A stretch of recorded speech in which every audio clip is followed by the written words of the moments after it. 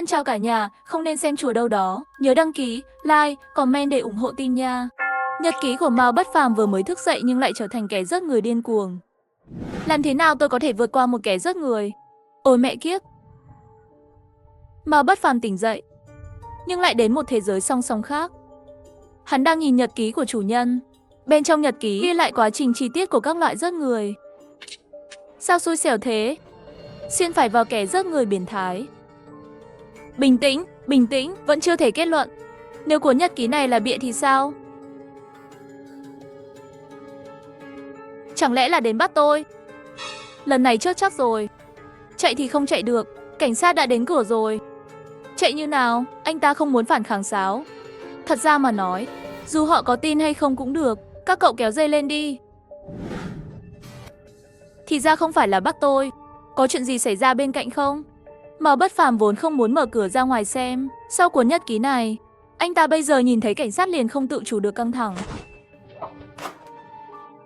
Nhưng động tĩnh lớn như vậy, tôi không tò mò, ra ngoài thì có vẻ kỳ lạ. Có hàng trăm cảm giác, chắc chắn sẽ khiến người ta nghi ngờ. Vẫn là ra ngoài xem đi. Mao Bất Phàm lấy hết dũng khí chậm rãi ngồi ở cửa.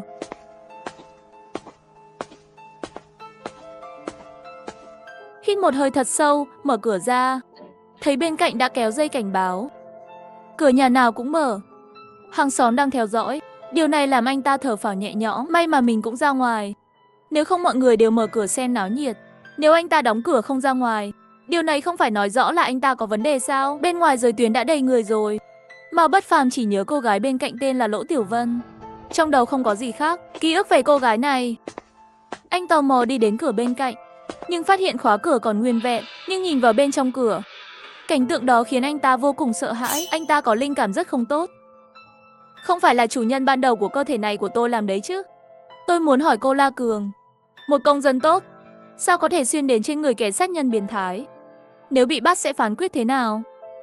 Nếu tôi là người xuyên không? Có ai tin không? Mao Bất Phàm nhanh chóng lập tức đi xem nhật ký. Muốn xem rốt cuộc có phải là nguyên chủ làm không? Nhưng bây giờ tôi đi quá dễ thấy rồi. Vẫn kiên trì thêm một chút, để không bị nghi ngờ. Tôi đã thấy cô gái này chiều qua. Không ngờ hôm nay lại xảy ra chuyện như vậy. Thật đáng tiếc. Cái gì? Chiều hôm qua còn sống sao? Nói cách khác, thời gian chết là tối qua hoặc sáng sớm nay. Nếu thật sự là do nguyên chủ làm, vậy anh ta có kịp xử lý hung khí không? Không phải vẫn còn trong nhà chứ? Mọi người hãy về đi. Đừng vây ở đây nữa. Cảm ơn mọi người đã hợp tác. Mao Bất Phàm may mắn vì sự việc này đồng chí cảnh sát đuổi đi. Anh ta nhanh chóng trở về. Mở nhật ký ra. La Tiểu Vân bên cạnh vậy mà là vừa chết không lâu. Nếu thật sự là bị nguyên chủ rớt, vậy chắc là ghi ở cuối nhật ký rồi. Cầu mong đừng có là thật. Đủ mé, đúng là sợ cái gì cái đó đến. Hy vọng cuối cùng của Mao Bất Phàm cũng tan thành mây khói. Vậy mà đúng là nguyên chủ làm. Bây giờ Mao Bất Phàm cần nhanh chóng tìm hiểu quá trình, nghĩ cách đối phó. Anh ta hít một hơi thật sâu, bắt đầu đọc nhật ký. Muốn trách chỉ có thể trách vận may của Lư Tiểu Vân không tốt. Hơn 2 giờ sáng, tôi đang trốn xác bên cỏ trong khu phố. Nhưng đây là đèn trong phòng của Lư Tiểu Vân đột nhiên sáng lên. Chắc cô ta đã thấy tôi đang làm gì. Không được, cô ta nhất định phải biến mất. Trời ạ, nguyên chủ này thật sự bị bệnh nặng. Đây là tầng 15. Căn bản không thể nhìn thấy gì cả. Nếu thật sự nhìn thấy cũng hoàn toàn có thời gian báo cảnh sát. La Tiểu Vân sẽ không mở cửa nữa. Bây giờ đã không kịp để Mao Bất Phàm nghĩ nhiều. Cảnh sát bây giờ đang ở ngoài cửa, mà cô gái phòng bên lại bị nguyên chủ rớt vào sáng sớm. Vậy vũ khí giết người có thể vẫn còn trong nhà. Anh ta lo lắng đi tìm xung quanh. Đột nhiên phát hiện trên mặt đất có một con dao sắc dính đầy máu. Khốn kiếp. Hung khí vậy mà cứ như vậy tùy ý ném xuống đất. Mao Bất Phàm lúc này nghĩ, nhanh chóng tìm một chỗ để giấu hung khí đi. Cứ để ở đây thì quá nguy hiểm rồi. Nếu cảnh sát vào để điều tra thì sao? Cảnh sát trẻ đứng ở cửa giữ tường, đang nô nói.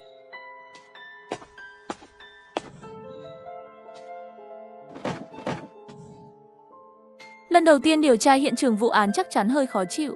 Làm quen dần là được rồi. Cảnh sát trẻ gật đầu, tiếp tục nô nói. Cảnh sát trưởng Lão Triệu bước ra khỏi cửa. Cảnh sát trung niên quay đầu hỏi. Lão Triệu nói đi, có phát hiện gì? Lão Triệu nhíu mày nói, hiện trường không có tổn thất tài chính. Trong phòng không có dấu hiệu bị lục lọi, khóa cửa cũng không có dấu vết bị cậy. Thêm vào đó, nạn nhân bị rớt ở cửa. Nghĩa là cô ấy quen biết hung thủ. Phán đoán sơ bộ là giết người tình hoặc giết người trả thù. Nhưng có một vấn đề ở đây tôi vẫn chưa thể hiểu được. Vấn đề gì? Mục đích của hung thủ rất rõ ràng và không hề do dự. Làm ngay lúc nạn nhân mở cửa. Hắn thậm chí còn không vào nhà, chỉ đứng ở cửa. Hiện tại có thể suy đoán quá trình là hung thủ gõ cửa. Nạn nhân nhìn thấy nhau qua con mèo. Mở cửa mà không hề đề phòng. Lúc này hung thủ đột nhiên tấn công. Một đao đâm chết nạn nhân, làm cho nạn nhân không kịp phản ứng, bị thương ngã xuống đất. Một điều nữa rất đáng sợ nữa, từ vết máu có thể nhìn ra, kẻ giết người sau khi hành hung xong không tiến về phía trước, chỉ là đứng ở cửa không nhúc nhích, lặng lẽ nhìn nạn nhân. Nạn nhân lúc này vô cùng sợ hãi, một tay che chặt vết thương. Mặc dù muốn hét lên, nhưng vì dao trong cổ không phát ra âm thanh, chỉ có thể hoảng sợ di chuyển lùi lại, từ từ rời xa kẻ giết người, cho đến khi mất máu quá nhiều mới hoàn toàn chớp. Sau khi xác định nạn nhân đã chớp, kẻ giết người quay người rời đi. Tôi biết anh đang nghĩ gì. Là kiểu hành sáu của anh ta không đúng. Lão Triệu chợt nhận ra. Đúng, đó là điều tôi muốn nói. Tôi nói, sao lại khó xử như vậy? Từ cách hung thủ đứng ở cửa, điều này có thể chứng minh hắn là người máu lạnh. Nhưng loại người này nếu vì tình rớt hoặc trả thù, quyết định trả thù, làm sao có thể cứu được một đao và lặng lẽ chờ đợi nạn nhân chết trong sợ hãi. Đây thật là kỳ lạ. Trần Đại Lôi cũng có nghi vấn tương tự. Các anh tiếp tục kiểm tra hiện trường. Tôi đi hỏi hàng xóm của nạn nhân. Tiểu Dương, đi thôi. Xin chào, xin vui lòng mở cửa. Chúng tôi là cảnh sát. Nhanh như vậy đã đến rồi. Nhật ký của Mao Bất Phàm vừa mới thức dậy nhưng lại trở thành kẻ giết người điên cuồng. Đê mê, sao tôi lại xuyên vào người của một tên tội phạm giết người chứ? Mao Bất Phàm nhìn nhật ký giết người trong tay, không còn gì để luyến tiếc. Xin chào, chúng tôi là cảnh sát. Xin hãy mở cửa. Điều gì đến thì vẫn phải đến. Xin chào, tôi là Trần Đại Lôi. Vị này là Dương Thụ. Chúng tôi có chút chuyện muốn hỏi bạn một chút. Các anh hỏi đi. Mao Bất Phàm quá căng thẳng. Anh ta cảm thấy tiếp tục như vậy không được. Bất cứ ai cũng có thể thấy mình đáng nghi ngờ. Anh ta từ từ điều chỉnh hơi thở, làm cho bản thân bình tĩnh trở lại. Sau khi vào nhà, Trần Đại Lôi tùy ý nhìn xung quanh. Mao Bất Phàm luôn chú ý đến hắn, sợ hắn phát hiện ra gì đó. Bởi vì vũ khí giết người được giấu trong tủ giày. Anh tên là gì? Mao Bất Phàm. Làm gì? Pháp y làm tiêu bản động vật. Nghề này không phổ biến. Tôi thích tiêu bản động vật. Vậy quê quán của anh ở đâu? Thành phố này. Đêm qua anh đã ở đâu? Tôi ở nhà. Có ai có thể chứng minh anh ở nhà không? Chắc là không. Tôi sống một mình. Điện thoại có thể có lịch sử định vị. Chúng tôi chỉ có một vài tình huống. Anh đừng lo lắng. Tôi không lo lắng. Anh đã biết hết về người hàng xóm kế bên chưa? Hôm qua có liên lạc với cô ấy không? Không có. Mao Bất Phàm để ý thấy khi mình bị Dương Thọ hỏi. Người cảnh sát, tên Trần Đại Lôi, ánh mắt luôn như có như không trôi về phía hắn. Trong ánh mắt này có sự quan sát, làm cho miệng anh ta khô hơn, trong lòng đầy suy tư. Trần đội trưởng, tôi đã hỏi cũng hòm hòm rồi. Bạn có gì thêm không? Vừa rồi tôi đã xem một chút, toàn bộ phòng sạch sẽ và ngăn nắp. Bây giờ phòng của ít người sạch sẽ như vậy. Mà Bất Phàm càng lúc càng căng thẳng. Có phải anh ta đã nghi ngờ tôi rồi không? Tâm trí của kẻ giết người hầu hết đi kèm với sự sạch sẽ và rối loạn ám ảnh cưỡng chế, bệnh trong thân tâm. Bây giờ nói không chừng tôi đã là mục tiêu làm cho anh ta để ý rồi. Lý do công việc. Công việc của tôi có gì đó đặc biệt. Những thói quen này.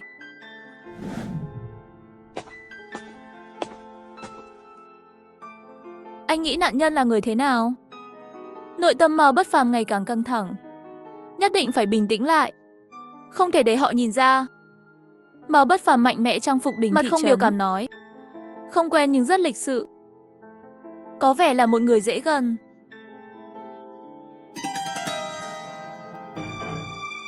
Bộ não của Mao Bất Phàm lúc này đang chuyển đổi hết tốc độ. Chạy, bên ngoài còn có cả một đám cảnh sát. Chắc chắn không chạy được đâu, tôi phải làm sao đây? Đây là trong đầu anh ta sinh ra một cái không phải rất điên rồ, ý nghĩ thậm chí khiến hắn có chút hưng phấn.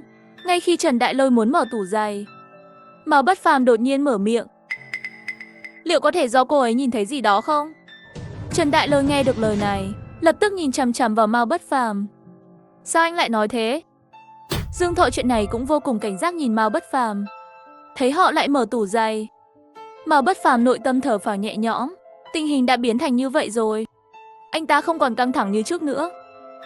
Đoán rằng mọi người có động cơ để làm bất cứ điều gì. Giết người cũng vậy. Trước khi các anh đến, tôi nhận thấy cửa nhà cô ấy không có dấu vết cậy. Điều này có nghĩa là cô ấy có quen biết với hung thủ. Trong nhà cũng không có dấu hiệu bị lộn xộn, nghĩa là không phải vì tiền. Vậy thì có thể là giết người tình hoặc giết người trả thù. Nếu suy đoán như vậy, các anh nên điều tra những người có quan hệ mật thiết với cô ấy trước. Nhưng các anh là người đầu tiên hỏi tôi điều này. Và hàng xóm mà cô ấy không quen biết, tất nhiên là bình thường. Tôi có gần không? Nơi duy nhất không bình thường là anh, sĩ quan Trần. Từ khi cô vào đây, tôi đã thấy cô có vẻ như đang đi lại, nhưng thực sự rất cảnh giác. Nhưng sĩ quan Dương thì khác. Anh ấy chỉ đơn giản hỏi điều này có nghĩa là gì. Điều này cho thấy trong tiềm thức của anh nghĩ rằng tôi có thể là nghi phạm. Tôi đã trả lời rồi, tôi không quen anh ta. Tôi không nghĩ có ai sẽ nói dối về vấn đề này, bởi vì quá dễ bị lộ. Mặc dù vậy, anh vẫn hoài nghi tôi. Tại sao? Có lẽ chỉ là anh nghĩ quá nhiều thì sao? Cũng có thể. Và theo những lý do trên, tôi có thể nghĩ động cơ của hung thủ chỉ có thể là diệt khẩu. Diệt khẩu, đúng vậy. Tất cả những gì tôi có thể nghĩ đến là Lưu Hiểu Vân nhìn thấy những thứ không nên nhìn thấy, khiến kẻ giết người cảm thấy cần phải diệt khẩu. Trần Đại Lôi hình như đột nhiên nghĩ đến cái gì. Tiểu Dương đến cửa sổ của Lưu Tiểu Vân, có phải nó đang đối diện với cỏ của khu phố không? Đúng vậy, đội trưởng Trần lập tức điều động nhân lực cẩn thận tìm kiếm. Cỏ trong khu phố không thể bỏ qua một chút nào. Cần tìm cái gì? Cậu đừng quan tâm tìm cái gì, tìm kiếm thảm. Đào bãi cỏ đó ra, hiểu rõ. Hy vọng không phải như tôi nghĩ. Nhìn thấy Trần Đại Lôi rời đi, trong lòng có cảm giác không thể nói rõ. Sao cứ có cảm giác kích thích vật, thậm chí còn có chút cảm giác thành tựu. Không thể quan tâm đến những điều này. Bây giờ Trần Đại Lôi thông qua lời nhắc nhở của Mao Bất Phàm, chắc lát nữa sẽ tìm thấy thi thể trong bụi cỏ. Tôi phải nhanh chóng đọc xong nội dung của cuốn nhật ký, cố gắng tìm hiểu nhiều hơn cảnh sát. Như vậy mới có thể tự bảo vệ mình. Nhật ký của Mao Bất Phàm vừa mới thức dậy nhưng lại trở thành kẻ giết người điên cuồng. Vừa xử lý xong cảnh sát đến điều tra, anh ta nhanh chóng mở ra nguyên chủ để lại nhật ký giết người. Tôi phải nhanh chóng đọc xong nội dung của cuốn nhật ký, cố gắng tìm hiểu nhiều hơn cảnh sát. Như vậy mới có thể tự bảo vệ mình. Mao Bất Phàm nhanh chóng lật sang bài thứ 2 từ dưới lên. Sau khi xem xong hắn cảm thấy một hồi mùi buồn nôn. Những cảm xúc tiêu cực đè nặng hắn không thở nổi. Dẫu sao thì anh ta cũng là một người bình thường. Cuốn nhật ký này thực sự vượt quá giới hạn chịu đựng của anh ta, thật tàn nhẫn. Ngoài cửa sổ lại vang lên tiếng còi báo động. Anh ta đến bên cửa sổ, nhìn cảnh sát bận rộn bên dưới, nội tâm bối rối. Nhìn một lúc, Mao Bất Phàm thầm nói trong lòng, xin lỗi. Tôi không thể tự thú được, bởi vì tôi không phải là kẻ giết người. Anh ta rời khỏi cửa sổ, tiếp tục đọc nhật ký. Trần Đại Lỗi đi xuống lầu, đột nhiên cảm thấy, ngẩng đầu nhìn lên. Hắn không nhìn thấy Mao Bất Phàm vừa đứng bên cửa sổ. Hắn chỉ cảm nhận được, vừa rồi có người đang nhìn hắn. Nó làm hắn nhớ đến đôi mắt đó. Đôi mắt đấy hắn không thể quên trong giấc mơ. Đội trưởng Trần ở đây, khi đào cẩn thận một chút. Chán phóng, nhìn thấy dòng chữ này, linh cảm xấu của hắn càng ngày càng mạnh. Mở nó ra, cảnh sát viên lại cẩn thận mở hộp ra. Khi nhìn thấy cảnh tượng bên trong chiếc hộp, sắc mặt bỗng nhiên trở nên trắng bệch, lại là đớ cái miệng mạnh mẽ nôn lên. Ngay cả cảnh sát hình sự già như Trần Đại Lôi, khi nhìn thấy cảnh tượng bên trong chiếc hộp, bên trong đều không nhịn được run rẩy. Bên trong hộp là đầu của một người phụ nữ. Bởi vì thời gian tương đối dài, thi thể đã bị phân hủy nhẹ. Lão Triệu đến bên cạnh Trần Đại Lôi. Làm sao anh phát hiện ra? Trần Đại Lôi kể cho hắn nghe chuyện Mao Bất Phàm. Đối với người tên Mao Bất Phàm này anh nghĩ như thế nào? Không vội, còn phải điều tra thêm nữa. Bây giờ cho dù mang về cũng không xét xử được gì. Ở đây là căn hộ cao cấp, bảo mật rất cao. Điều này gây ra rất nhiều rắc rối cho chúng ta. Báo cáo hiện trường và xác chết, báo cáo kiểm tra phải 2 ngày nữa mới có thể ra. Tôi là quản lý bất động sản Lưu Tùng. Đối với trong căn hộ của chúng tôi xảy ra chuyện này, tôi cảm thấy rất buồn. Điều này cho thấy an ninh trong căn hộ của chúng tôi cần được tăng cường. Chúng tôi sẽ hoàn toàn hợp tác với sở cảnh sát, tranh thủ sớm phá án bắt được hung thủ. Mảnh đất này dùng để làm gì? Chúng tôi sẽ thêm một số cơ sở tập thể dục ở đây. Hãy đưa chúng tôi đến phòng gác cổng.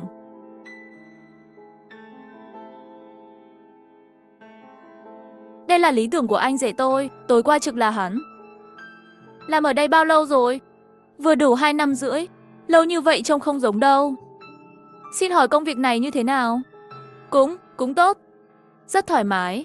Tối qua có nghe thấy gì không? Không có, người ngoài vào, anh có thể biết không? Tất nhiên là biết rồi. Thư giãn đi, không cần phải căng thẳng. Căn hộ này của chúng tôi thuộc về căn hộ cao cấp, ngay cả giao hàng cũng không cho vào và những cánh cửa khác không mở. Nói cách khác, khu phố chỉ có một lối vào này, vậy thì kẻ giết người là người trong căn hộ. Thằng nhóc này sao dám nói vậy? Một căn hộ lớn như vậy rất đông người, làm sao chú ý hết được? Đặc biệt, nếu thực sự có vấn đề, đây là muốn đổ hết trách nhiệm cho tôi. Gần trưa rồi, mà Bất Phàm đã xem hết nhật ký rồi. Anh ta cầm quyển nhật ký, tay hơi run. 40 mạng người. Tất cả trong cuốn sổ nhỏ này. Sắp xếp cảm xúc. Anh ta xuống dưới nhà như không có chuyện gì. Lúc này cảnh sát đã rời khỏi căn hộ. Tầng dưới trống rỗng, mất đi sự náo nhiệt thường ngày. Người dân trong căn hộ không dám ra ngoài nữa. Chắc là tất cả đều trốn ở nhà. Anh ta biết đó là vì mọi người cảm thấy sợ hãi. 2 vụ liên tiếp xảy ra trong căn hộ. Không ai biết chuyện như vậy có thể tiếp tục xảy ra không. Cũng không ai biết mục tiêu tiếp theo của hung thủ sẽ là ai. Anh ta cũng sợ hãi. Nhưng anh ta khác với nỗi sợ hãi của mọi người. Nỗi sợ của anh ta bắt nguồn từ chính anh ta. Anh ta cảm thấy trong thân thể mình có một con quỷ. Có lẽ anh ta chỉ ngủ đông.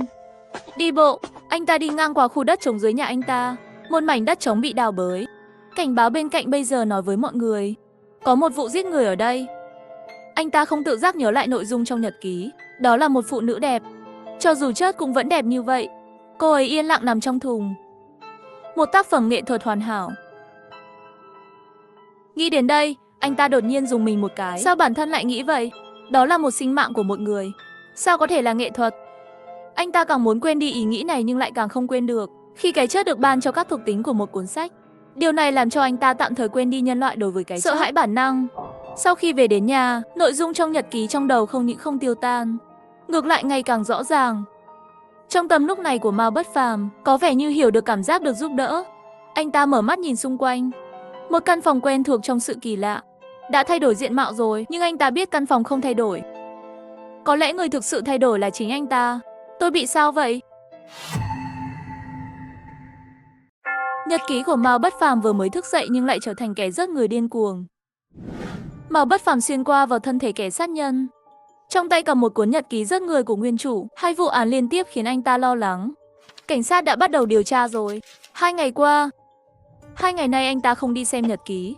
Khi anh ta thấy mình hiểu rõ hơn về viện trợ, anh ta liền quyết định tạm thời không tiếp xúc những thế giới này. Anh ta không muốn mình trở thành một tên biến thái như nguyên chủ. Bỏ nhật ký sang một bên là không nói chuyện. Cuộc sống của chủ cũ vẫn rất tốt, công việc ổn định, thu nhập ổn. Hơn nữa gia đình nguyên chủ rất tốt. Cha tôi là một nhà tâm lý học nổi tiếng, mẹ tôi cũng là giáo sư của một trường đại học danh tiếng. Nhưng hành xáo của nguyên chủ ban đầu thật sự làm cho Mao Bất Phàm có chút không nghĩ ra. Trần Đại Lỗi đi đến văn phòng. Lão Triệu đã chờ ở văn phòng rồi.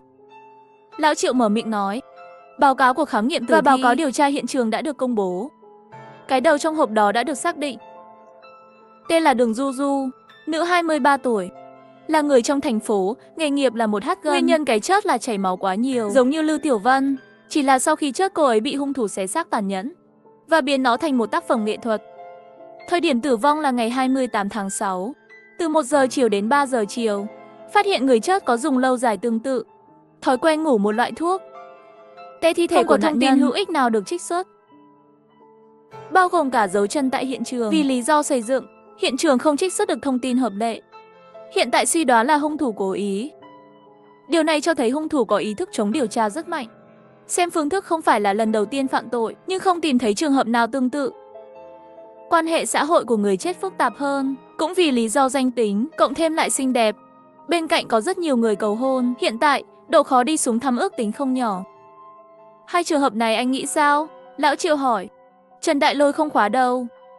Khó hơn, kẻ sát nhân rất biến thái, biến người chết thành tác phẩm nghệ thuật. Động cơ là rõ ràng, nhưng nó không giúp chúng tôi giải quyết vụ án. Chúng tôi không biết kẻ giết người có phải là nạn nhân được chọn ngẫu nhiên không?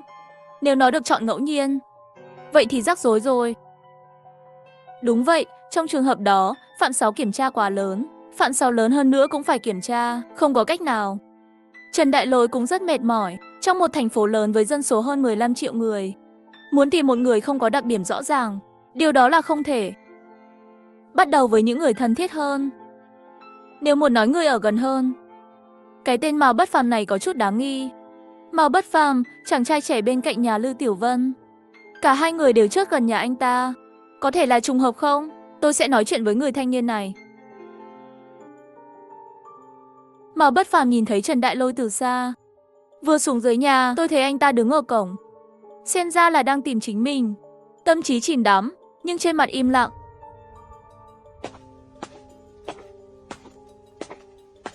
Tiến lên hỏi, cảnh sát Trần. Anh đến tìm tôi à? Có vài chuyện chúng tôi phải hỏi lại.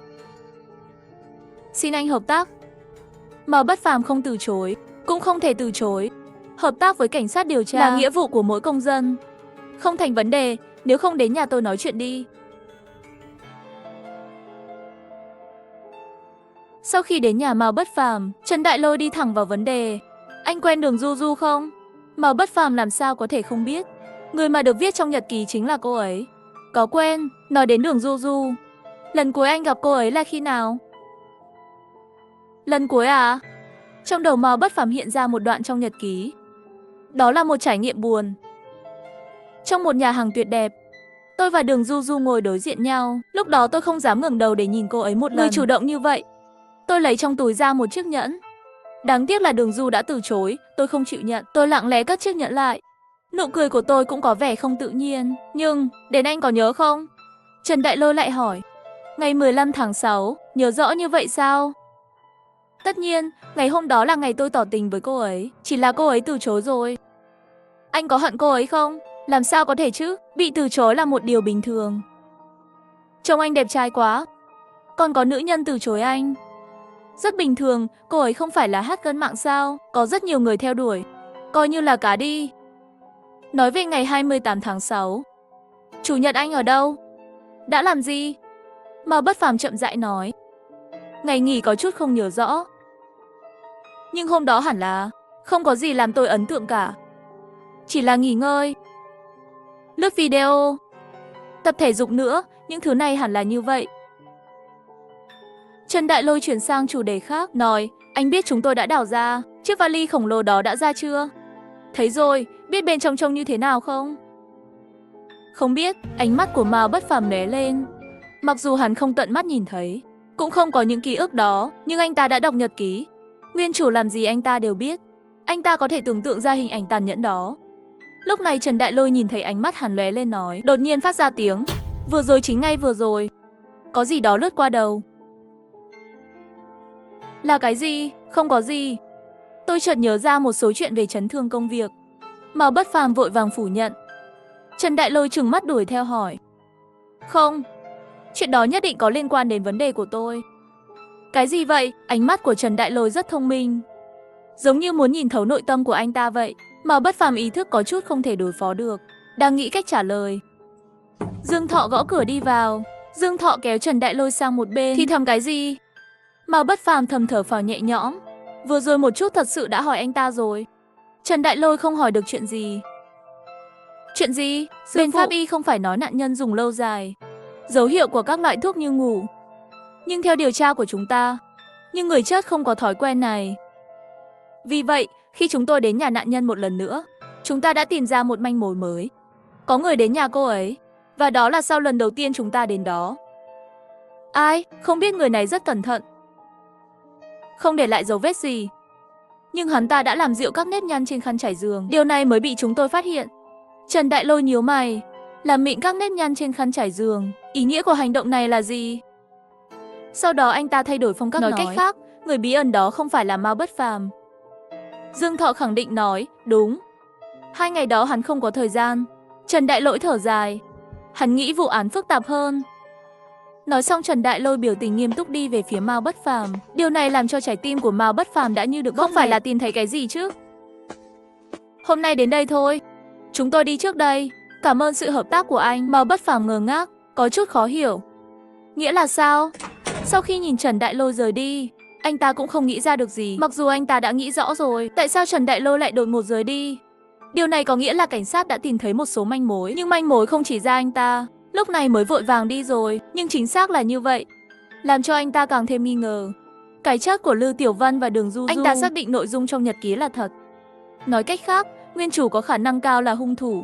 Vậy lại là chuyện gì vậy? Không có lý do gì mà cảnh sát sẽ tìm thấy manh mối chỉ ra người khác. Chẳng lẽ mọi thứ còn có đảo ngược? Đúng vậy, nhớ đâu là vậy.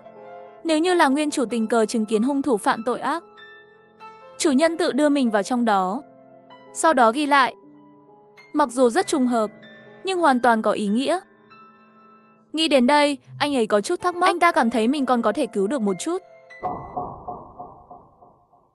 Thân chào cả nhà, không nên xem chùa đâu đó. Nhớ đăng ký, like, comment để ủng hộ team nha. Khóa cửa lại, tôi nhận được tin nhắn của bạn trai. 2 chữ đơn giản. Nó làm cho lưng tôi toát mồ hôi lạnh. Lúc này dưới lầu hình như có tiếng động lạ. Tim tôi đập mạnh. Tôi sống trong một ngôi nhà ngoại ông. Là quà sinh nhật lần thứ 25 của bố mẹ tôi. Khu biệt thự được quản lý thống nhất bởi an ninh tài sản và có camera giám sát ở khắp mọi nơi. Mặc dù nằm ở vùng ngoại ông rất xa xôi, nhưng an ninh làm rất tốt. Nhưng tôi vẫn không dám trì hoãn một giây phút nào. Lập tức đứng dậy xuống lầu chuẩn bị khóa cửa. Khi tôi nhìn thấy cánh cửa chính, đồng tử co lại dữ dội. Cửa mở ra một khe nhỏ. Gió lạnh từ hành lang thổi qua cửa chính. Tôi lạnh cóng, nhưng tôi nhớ lúc tự mình về nhà đã đóng cửa rồi. Tôi chạy nhanh nhất có thể và đóng cửa lại. Một tiếng ting, trong điện thoại lại nhận được tin nhắn của bạn trai. Trong biệt thự có người. Một vài chữ ngắn, làm cho hơi thở của tôi đột nhiên trở nên nhanh chóng. Tôi bối rối trốn vào nhà vệ sinh ở tầng 1. Vòi nước trong phòng tắm vẫn đang tích tắc, nhỏ nước xuống, không thể giải thích được làm tôi lo lắng. Tôi hơi sợ xã hội. Không thêm kết bạn WeChat với bảo vệ, cảnh không có WeChat của hàng xóm. Tôi đã nghĩ đến việc gọi cảnh sát, nhưng chỉ vì 2 tin nhắn giả tạo này của bạn trai và một cánh cửa mở. Hơi không thực tế. Tôi luôn có chút bất cẩn. Quên đóng cửa thỉnh thoảng xảy ra. Tạm thời, tôi cũng không chắc có phải tôi quên đóng không. Bạn trai thực ra là ca sĩ thường trú ở quán bar. Bình thường thích làm trò đùa, theo đuổi kích thích. 2 tin nhắn này rất có thể là một trò đùa thực sự nhàm chán. Tôi hơi rộng lòng một chút. Đột nhiên phòng tắm chìm vào bóng tối. Lại một giây nữa khôi phục ánh sáng. Đó là công tắc nguồn điện ở nhà. Âm thanh bị người ta động vào. Có người trong biệt thự. Hơi thở của tôi dồn dập. Mồ hôi lạnh lớn chảy xuống bồn tắm. Cửa phòng là kính mờ, chỉ có thể nhìn rõ tình hình bên ngoài. Lúc này tôi đang ngồi trên bồn cầu, thở rất loạn. Tôi run rẩy muốn gọi cảnh sát. Đừng gọi cảnh sát. Tin nhắn của Trí Trạch gửi đến. Người đó sẽ giết em. Nhìn thấy tin nhắn này tôi hơi run. Tạm thời từ bỏ ý định báo cảnh sát. Trí Trạch, anh ở đâu? Em rất sợ. Sao anh biết nhà em có người? Tôi đã nhắn tin cho Trí Trạch, nhưng lâu rồi không đợi trả lời. Nhưng may mắn là tôi tìm thấy số điện thoại của bảo vệ trong album di động. Lúc đó, tôi vô tình chụp ảnh và dán nó bên cạnh phòng an ninh. Chi tiết liên lạc của nhân viên bảo vệ không ngờ lại dùng vào lúc này. Tôi lập tức gọi cho bảo vệ. Điện thoại đổ chuông 2 tiếng rồi kết nối. Tên bảo vệ là Lý Thụy, khoảng 30 tuổi. Trông rất trung thực. Anh ấy đã làm việc ở khu biệt thự này được 1 năm rồi. Rất thân thiện với mọi người. Thái độ làm việc rất nghiêm túc. Lý Thụy nói với tôi là anh ta sẽ tới ngay. Anh ta nhấn mạnh nhiều lần, đừng bao giờ rời khỏi nhà vệ sinh. Tim tôi bình tĩnh lại một chút. Ngồi trên bồn cầu nhìn chằm chằm ra ngoài. Đột nhiên tôi giật mình. Tôi nhớ trước đây tôi đã từng đặt một cái rìu đâu ở trong tủ tối ở cổng, chỉ để đề phòng bất trắc. Nếu cái rìu này, người đàn ông vào biệt thự đã lấy được nó, vật thì nguy hiểm. Tôi lấy hết can đảm nhẹ tay nhẹ chân mở cửa. Trong biệt thự rất yên tĩnh, không có âm thanh.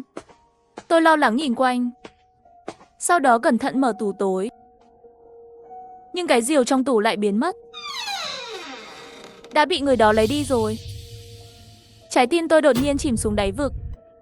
Ngay lúc này, sau lưng tôi có tiếng rìu rơi xuống đất. Tôi quay đầu lại. Phía sau là một người đàn ông cao lớn đeo mặt nạ. Cái rìu trong tay hắn phát ra ánh sáng lạnh lẽo. Mau chạy, trong tâm tôi chỉ còn lại một ý nghĩ như vậy. Tôi mở cửa nhanh nhất có thể và chạy ra ngoài. Đóng cửa lại, tôi nghe thấy tiếng rìu đang chém vào cửa chính. Tôi lớn tiếng kêu cứu, nhưng khoảng cách giữa hàng xóm không gần. Thời gian bây giờ đã là 11 giờ rồi. Nhiều người hàng xóm lớn tuổi hơn đã sớm ngủ rồi. Cửa chống trộm phía sau truyền đến âm thanh chói tai. Người trong lúc nguy cấp. Thay vào đó bình tĩnh lại. Tôi chạy về phía phòng an ninh. Đột nhiên đụng phải một người. Tôi kinh hoàng nhìn lại. Hóa ra là nhân viên bảo vệ Lý Thụy. Tôi như nắm lấy ống hút cứu mạng. Run rẩy chỉ vào phía sau, nhưng không có gì cả. Lý Thụy nói, Thời An tiểu thư, cô không sao chứ? Tôi thở hổn hển, sắc mặt trắng bệch. Nhưng điều làm tôi sợ nhất là kẻ rớt người biến mất. Nỗi sợ hãi của những người sống sót nhất thời làm tôi rơi nước mắt. Hắn có thể vẫn còn ở trong nhà tôi. Tôi nói với một giọng run rẩy. Lý Thụy an ủi, nhẹ nhàng an ủi vỗ vai tôi. Thời An tiểu thư, cô yên tâm, tôi có súng máy điện. Tôi đi theo phía sau Lý Thụy, trở lại biệt thự của tôi. Sau khi vào, tôi tìm thấy trên cửa chống trộm của nhà tôi có một vết nứt rất sâu. Đó là dấu vết của một cái rìu. Sắc mặt của Lý Thụy rất nghiêm nghị. Anh ấy rất cẩn thận bảo vệ tôi sau lưng. Biệt thự có hơn 200 mét vuông. Lúc này tôi rất hối hận. Tại sao phải một mình chuyển đến một biệt thự lớn như vậy? Vì diện tích biệt thự quá lớn, kiểm tra mất rất nhiều thời gian. Chúng tôi mất 1 tiếng, cẩn thận kiểm tra tất cả các phòng một lần. Nhưng không tìm thấy ai. Thời An tiểu thư, trong nhà bạn không có ai khác. Nếu bạn sống một mình trong một biệt thự rộng 200 mét vuông, nửa đêm có người xông vào, bạn phải làm sao? Bảo vệ Lý Thụy đi cùng tôi, cẩn thận lục soát biệt thự một lần. Nhưng không có ai khác. Làm sao có thể? Làm sao hung thủ có thể biến mất nhanh như vậy? Tôi tuy không tin điều đó, nhưng đúng là tôi không tìm thấy hung thủ. Lý Thụy thấy sự bất an của tôi, nói, Thời An tiểu thư, nếu cô không yên tâm, tôi có thể đi kiểm tra camera giám sát, tôi cũng không dám giữ lại biệt thự. Nói, tôi đi với anh. Ngay khi sắp đi ra ngoài, điện thoại của tôi lại rung. Tin nhắn của Chí Trạch, tuyệt đối đừng ra ngoài. Tôi do dự một chút. Lý Thụy nghi hoặc nhìn tôi, Thời An tiểu thư, sao vậy? Trái tim tôi thắt chặt, vẫn là nói, việc xem camera giám sát thì nhờ vào anh rồi, tôi sẽ không ra ngoài nữa. Lý Thụy gật đầu. Bóng hình nhanh chóng biến mất ở ngoài cửa. Tôi đã thay đổi mật mã cửa lớn, khóa cửa chính lại. Trở lại phòng ngủ, tôi đã gọi điện thoại cho Chí Trạch. Đột nhiên tôi nghe thấy tiếng rung của điện thoại. Nó chui ra từ dưới gầm giường. Một cảm giác lạnh lẽo từ lòng bàn chân lên đỉnh đầu. Lý Thụy và tôi vừa kiểm tra mọi nơi, nhưng chỉ có một chỗ bị bỏ sót. Đó là dưới gầm giường. Chiều cao dưới gầm giường vừa đủ cho một người. Tôi nắm chặt điện thoại, hít một hơi thật sâu, nhìn xuống gầm giường. Nhìn xung quanh, dưới gầm giường không có ai, chỉ có điện thoại của Chí Trạch là liên tục rung. Tôi lấy điện thoại dưới gầm giường ra. Nếu điện thoại của Chí Trạch ở dưới giường tôi, vậy người vừa gửi tin nhắn cho tôi là ai? Tin nhắn cuối cùng, thời gian gửi là 5 phút trước. Lúc đó, chính là tôi chuẩn bị đi ra ngoài cùng Lý Thụy đi kiểm tra camera giám sát. Nói cách khác, cho đến bây giờ, người đó vẫn đang trốn trong nhà tôi. Những tin nhắn này tôi tưởng là của bạn trai, thật ra đều là do hung thủ gửi đi, mà tôi đã chọn ở nhà. Phản ứng lại, tôi chạy đến cửa phòng. Lúc này tim tôi đập thình thịch. Gần như cùng một lúc, Một người đàn ông đi ra từ phía sau rèm cửa sổ. Cong mắt của tôi nhìn thấy người đàn ông đeo mặt nạ. Chiếc rìu trên tay anh ta phản chiếu ánh sáng lạnh lẽo. Rìu đã chém sượt qua người tôi. Tôi thậm chí có thể cảm nhận được gió lạnh. Tôi chạy xuống cầu thang nhanh nhất có thể. Tiếng bước chân của người đàn ông mặt nạ. Hắn giống như một thợ săn đang đuổi theo con chuột nhỏ của tôi. Người đàn ông mặt nạ đứng giữa phòng khách. Hắn quay đầu trái phải, dường như đang tự hỏi tôi đã đi đâu. Tôi trốn trong bóng tối và nín thở. Nhấn một nút trên điện thoại. Với một tiếng nhạc, tinh linh thermon trong phòng ngủ mở ra rồi. Chào chủ nhân, có gì có thể phục vụ bạn không? Người đàn ông mặt nạ nhìn lên, bị phân tâm bởi âm thanh trên lầu. Trong khoảnh khắc này, tôi nhảy ra từ phía sau ghế sofa, đấm mạnh đấm thẳng vào thân dưới của người đeo mặt nạ. Người đàn ông mặt nạ phát ra một tiếng rên rỉ, tiếng rìu trong tay rơi xuống. Tôi cũng ngã xuống đất. Tôi thấy người đàn ông mặt nạ loạng choạng bước ra ngoài. Sau một thời gian, tôi mới thở dốc một hơi, đứng dậy. Nhưng giờ phút này, nỗi sợ của tôi còn lớn hơn nỗi đau của tôi. Cũng chính lúc này, đèn trong biệt thự đột nhiên tắt hết. Xung quanh tôi chìm trong bóng tối. Chỉ còn lại tiếng thở hổn hển của tôi. Mất điện à? Hay là bị người ta kéo công tắc điện? Tôi đã chết đè lên ngực mình. Hãy tự nhủ mình đừng bao giờ hét lên vào lúc này. Không thể sợ. Tim tôi đập thình thịch. Sắp nổ rồi. Lý Thụy nhanh chóng gọi cho Lý Thụy ngay lập tức. Tôi rút điện thoại trong túi ra. Khi vừa định gọi điện thoại, một bàn tay lặng lẽ vươn ra từ phía sau tôi, lạnh lùng cướp điện thoại của tôi. Nhưng tôi không thấy gì cả. Tôi như một con ruồi không đầu, sợ hãi nhìn xung quanh trong bóng tối. Đột nhiên, một tiếng chuông sương mù vang lên sau lưng tôi. Ngay sau đó điện thoại được kết nối. Giọng nói của Chí Trạch truyền từ điện thoại ra. An, điện thoại của anh bị trộm rồi. Anh đang dùng điện thoại công cộng. Đáp lại anh ta là tiếng thở gấp của tôi. An, em làm sao vậy? Sao không nói chuyện? Chí Trạch hẳn là đã nhận thấy có gì đó không ổn với tôi rồi.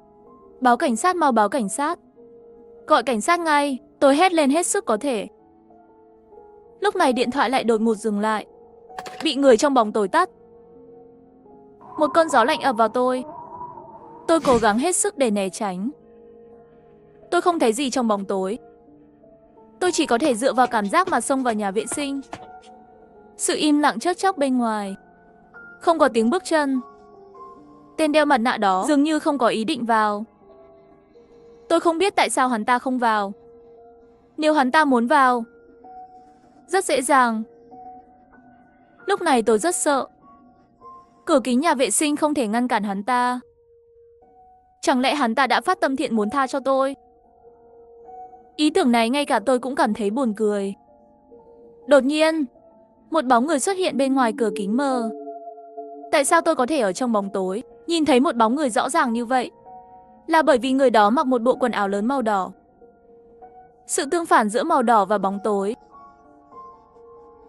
Người đàn ông đứng bất động bên ngoài. Mỗi sợi lông trên người tôi, tất cả đều đang dựng đứng hết lên. Có phải là người đeo mặt nạ không? Tại sao anh ta đột nhiên thay một bộ quần áo màu đỏ? Bộ quần áo này của ai? Rõ ràng không phải từ tủ quần áo của tôi. Tôi chưa bao giờ mặc quần áo màu sắc tươi sáng như vậy. Hắn đang đứng ngoài cửa, như một hình nộm, nhìn tôi bất động. Đột nhiên cửa lớn vang lên tiếng gõ mật mã. Bạn đã mở khóa thành công. Chẳng lẽ là Chí Trạch? Trái tim tôi lập tức đập nhanh. Thời An tiểu thư, tôi nghe thấy giọng của Lý Thụy. Nhưng tôi không thư giãn. Lấy hết can đảm cuối cùng để hét lên, Lý Thụy, Lý Thụy, kẻ giết người đang ở cửa nhà vệ sinh. Nếu bạn sống một mình trong một biệt thự ở ngoại ô, nửa đêm một người đàn ông đeo mặt nạ xuất hiện trong nhà, bạn nên làm gì? Trong khi tôi sợ hãi trốn trong nhà vệ sinh, nhìn chằm chằm vào bóng người bên ngoài cửa kính. Bên ngoài vang lên tiếng nói của nhân viên bảo vệ Lý Thụy. Tôi hét với Lý Thụy khi có người ở cửa nhà vệ sinh. Mà hắn ở ngoài cửa lại nói, Thời An tiểu thư. Ý cô là bộ quần áo màu đỏ mà được chờ ở bên ngoài này sao? Tôi sửng sốt. Chuyện gì vậy? Cái bóng màu đỏ mà tôi nhìn thấy, chẳng lẽ chỉ là một bộ quần áo? Lúc này đèn sáng lên, tôi bảo Lý Thụy đi vào. Chỉ thấy trên tay anh ta cầm một chiếc áo khoác màu đỏ. Tôi chắc chắn rằng tôi chưa bao giờ nhìn thấy chiếc áo khoác màu đỏ này. Lý Thụy nhìn tôi sợ hãi, an ủi nói, Thời An tiểu thư. Công tắc vừa tắt. Đến phòng khách, tôi nhìn chằm chằm vào Lý Thụy, chậm rãi hỏi, làm sao anh biết mật khẩu nhà tôi? Thời An tiểu thư, cô đừng hiểu lầm, đó là bạn trai của cô, anh Chí Trạch, người đã gọi cho tôi. Anh ấy nói cô có thể gặp nguy hiểm, đã nói cho tôi biết mật khẩu. Bạn trai của bạn đã đến bên này rồi. Hóa ra là Chí Trạch. Có Lý Thụy ở bên cạnh, trái tim tôi thư giãn rất nhiều. Tôi cẩn thận nâng chiếc áo khoác này lên. Kích thước áo khoác này rất rộng. Quần áo hơi cũ, đặc biệt là cổ áo có vết bẩn lớn màu đỏ sẫm. Nhìn xong khiến người ta cảm thấy rùng mình. Mặc dù tôi chắc chắn đó không phải là quần áo của tôi, nhưng tôi luôn cảm thấy chiếc áo khoác này có chút quen thuộc không thể giải thích được. Có vẻ như tôi đã gặp nó ở đâu đó, nhưng tôi không nhớ gì cả. Tôi hít một hơi thật sâu, nói về chiếc váy này, nó không phải của tôi. Thời An tiểu thư, tôi đặc biệt chú ý đến camera giám sát bên này của cô, nhưng không thấy ai đi ra ngoài hoặc là vào. Tôi bắt được hắn, tay áo sợ hãi nói, người đó hoàn toàn không đi ra ngoài, hắn đã trốn trong vòng tôi. Tôi thấy hắn đeo một cái mặt nạ rất đáng sợ và lấy điện thoại của tôi. Lý Thụy luôn làm dịu cảm xúc của tôi. Thời An tiểu thư đừng sợ, tôi sẽ gọi điện thoại di động của bạn. Anh ta đã gọi vào số máy của tôi. Tiếng chuông quen thuộc từ bên ngoài biệt thự truyền vào. Tôi mở cửa, nhìn thấy điện thoại của tôi im lặng, nằm ở cửa biệt thự. Khi tôi cầm điện thoại lên, tôi nhận được một tin nhắn. Tin nhắn người lạ gửi tới, còn có nhớ năm ngoái cậu đã làm gì không? Câu nói này khiến tôi đứng yên tại chỗ. Tôi nhớ năm ngoái tôi và bạn trai đi du lịch tự lái. Kết quả là xảy ra một vụ tai nạn xe hơi. Khi tôi thức dậy, tôi không nhớ gì về vụ tai nạn. Bạn trai nói với tôi, lúc đó chúng tôi va phải một con nai, mới xảy ra tai nạn. Điện thoại này thật sự không phải tôi tự lấy ra và đặt ở đây. Thời An tiểu thư, có lẽ cô nên thư giãn đi. Chắc anh ta nghĩ tôi có vấn đề về thần kinh. Ngay cả tôi cũng bắt đầu tự hỏi, vừa rồi có phải là ảo giác không? Nhưng tin nhắn tôi nhận được và điện thoại di động của bạn trai rơi dưới gầm giường rõ ràng nói cho tôi biết tất cả những điều này đều là đang xảy ra. Tôi bất đắc dĩ nói, vất vả cho anh rồi. Đây là công việc của tôi. Lý Thụy nói xong liền rời khỏi biệt thự. Mà tôi đã bối rối. Chiếc áo khoác màu đỏ đó làm tôi rất sợ. Chiếc áo khoác này luôn cho tôi cảm giác bất an. Tôi đóng gói áo khoác và để ngoài cửa. Tôi sẽ không ở lại biệt thự tối nay. Tôi dọn xong đồ vệ sinh cá nhân, chuẩn bị đến khách sạn gần đó qua đêm. Nhưng ngay khi tôi định đặt bộ sạc điện thoại vào, và trong túi, đột nhiên tôi phát hiện dây sạc trong tay bị hỏng. Hơn nữa nhìn là do con người cắt. Miệng gãy phải gọn gàng. Chắc là do dùng dụng cụ sắc nhọn như kéo. Đây không phải là ảo giác. Thực sự có người đã đột nhập vào biệt thự của tôi rồi. Hắn bây giờ có lẽ vẫn còn ở đâu đó trong nhà. Tôi run lên. Nỗi sợ hãi không thể kìm nén sắp xảy ra. Hắn đang trốn ở đâu? Nơi có thể giấu người. Tôi và Lý Thụy đều đã tìm cùng nhau rồi. Người đàn ông đeo mặt nạ này làm thế nào để trốn tránh sự giám sát và có thể tự do đi lại vậy? Quan trọng hơn là, nếu hắn muốn mạng tôi sớm đã chết rồi. Nếu hắn ta muốn tiền, hoàn toàn có thể lấy đi những vật có giá trị trong nhà. Nếu muốn cướp sắc, tôi đã bị sỉ nhục từ lâu rồi. Nhưng tôi là một người ở nhà cả ngày. Vòng kết nối xã hội, ngoài một số tác giả tôi gặp trên mạng, hầu như không ai khác. Và bản thân tôi có tính cách hiền lành, tốt bụng. Có thể nói là người tốt bụng điển hình. Tôi không thể tưởng tượng tôi đã xúc phạm ai. Tôi mơ hồ cảm thấy người đàn ông mặt nạ này rõ ràng đang đi săn.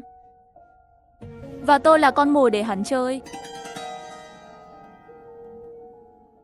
Tôi nằm mơ cũng không thể ngờ tới bạn trai sắp kết hôn, vậy mà lại muốn rước tôi. Đột nhiên có tiếng gõ mật khẩu ở cổng. Mở cửa vào quả nhiên là nhiệm vụ của bạn trai tôi Chí Trạch. Anh Trạch, may mà anh đến rồi. Tôi sắp sợ chết khiếp rồi. Tôi rất phấn khích khi đến gần để ôm anh ấy. Anh ấy lại không hiểu sao nói, anh là bị ép buộc. Xin lỗi, Anan, anh là yêu em, thật sự muốn kết hôn với em, nhưng anh càng muốn sống hơn. Thực ra nói xong liền nhào tới chỗ tôi. Sống chết bóp chặt cổ tôi. Tôi nằm mơ cũng không nghĩ tới. Bạn trai sắp kết hôn, vậy mà lại muốn rớt tôi. Tầm nhìn của tôi dần dần trở nên mờ nhạt. Hơi thở dần dần trở nên yếu ớt. Đột nhiên một giấc mơ. Chí Trạch ngã xuống đất. Lý Thụy thở hổn hển nói, Thời An tiểu thư, cô ổn chứ? Tôi không sao. Tôi không hiểu tại sao. Chí Trạch sao lại làm thế với tôi? Thời An tiểu thư, chúng ta vẫn phải trói anh ta lại và giao cho cảnh sát. Tôi không nói gì cả, chỉ là hơi thở yếu ớt gật đầu. Đêm nay là một cơn ác mộng đối với tôi. Mau thả tôi ra, tôi sẽ chết. Lý Thụy muốn rớt anh. Chí Trạch, anh đang nói cái gì vậy? Anh vậy mà muốn rớt em. Nhưng tại sao anh lại nói với Lý Thụy? Mật khẩu của cửa chính lại bảo anh ta đến bảo vệ em. Lúc này, toàn bộ hiện trường đột nhiên rơi vào một sự im lặng kỳ lạ. Chỉ thấy Chí Trạch sợ hãi nói, anh chưa bao giờ nói mật khẩu với anh ta cả. Một bàn tay nắm lấy cổ tôi. Tất cả chuyện này là do cô lên kế hoạch chứ? Người lấy điện thoại của tôi là anh. Đúng vậy, chính là tôi. Lý Thụy tay lên dao rơi xuống. Chí Trạch nhanh chóng ngã xuống đất. Nhìn taxi Trạch ngừng thở. Tôi sợ đến mức không thở được. Cô yên tâm, tôi không giết cô. Anh chính là người đeo mặt nạ. Có phải cảm thấy kỳ lạ không? Khi bố mẹ cậu mua biệt thự cách đây 1 năm, có biết chủ nhân của biệt thự này là ai không? Có phải anh không? Không ngờ, chủ nhân thực sự của biệt thự này là Lý Thụy. Tôi đã theo dõi anh trong camera giám sát rất lâu rồi. Tôi và anh không thù không oán. Sao anh lại làm thế? Cô có quên những gì đã xảy ra năm ngoái không? Lại là năm ngoái. Chuyện gì đã xảy ra năm ngoái? Tôi không nhớ. Tôi không nhớ gì cả. Nếu như cô quên rồi, tôi sẽ giúp cô nhớ lại. Năm ngoái bạn và bạn trai đi du lịch tự lái. Chí Trạch đã uống một chút rượu, nhưng hai người không lo lắng gì cả. Mà càng lái càng nhanh. Rồi đột nhiên hai người đâm trúng phải một phụ nữ mang thai. Người phụ nữ mang thai đó mặc áo khoác màu đỏ, bị các người đâm ngã bên ven đường. Bạn trai cô sợ ngồi tù vì lái xe trong tình trạng say rượu, từ chối gọi xe cứu thương. Các người vậy mà cứ vậy lái xe rời đi. Nhưng chắc hẳn cô không thể ngờ tới là người phụ nữ mang thai chỉ sống sót cho đến khi chồng đến, nói cho chồng biết kẻ giết người trông như thế nào. Sau đó sinh hận mà lìa đời. Cô lại đi nhờ bác sĩ tâm lý. Thôi miên quên mất chuyện này. Anh là chồng của người phụ nữ mang thai đó. Cuối cùng tôi đã hiểu ra rồi. Lúc đó người phụ nữ mang thai đó mặc chiếc áo khoác màu đỏ này. Sau khi vợ tôi chết, tôi nhanh chóng tìm thấy các người. Tôi đặt ống thông gió biệt thự, trực tiếp đến phòng an ninh, bán biệt thự cho cô. Câu chuyện của tôi đã kết thúc. Tôi cũng nên đi. Mà Thời An, tôi muốn anh sống cả đời trong cảm giác tội lỗi và đau khổ đó. Sau đêm đó, Lý Thụy liền đi tự thú. Một ngày nào đó không lâu sau đó, tôi đã đến trại tạm giam để gặp Lý Thụy. Lý Thụy, tôi muốn kể cho anh một câu chuyện. Năm ngoái, bài viết của tôi gặp khó khăn, không có manh mối. Vì vậy, tôi và Chí Trạch lái xe đi du lịch. Thật không may, chúng tôi đụng phải một phụ nữ mang thai trên đường. Lúc đó cô còn chưa chết. Trong mắt cô còn có một tia hy vọng và ánh sáng. Cô xin tôi cứu cô ấy và đứa bé trong bụng cô ấy. Bạn trai muốn gọi xe cứu thương, mà tôi lại ngăn anh ấy lại. Nhìn người phụ nữ mang thai đó vật lộn trong tuyệt vọng, tôi cảm thấy vô cùng phấn khích. Nguồn cảm hứng viết lách của tôi đột nhiên trở lại. Ngày đầu tiên tôi chuyển đến biệt thự này, tôi đã phát hiện ra danh tính của anh. Anh nghĩ là che giấu là tốt, nhưng tôi sớm đã điều tra ra rồi. Tôi chắc là anh đến tìm tôi để trả thù. Thành thật mà nói, tôi cảm thấy rất phấn khích. Còn có cái gì có thể so cái này tốt hơn tiểu thuyết? Anh đã kiên nhẫn chờ đợi 1 năm. Nhưng điều anh không biết là tôi muốn cùng anh diễn một vở kịch hoàn hảo. Ha ha ha, biểu cảm của Lý Thụy sau khi nghe xong bị mèo mó, trông thật kỳ lạ. 1 tháng sau, Tiểu thuyết của tôi đã được bán. Nhật ký của Mao Bất Phàm.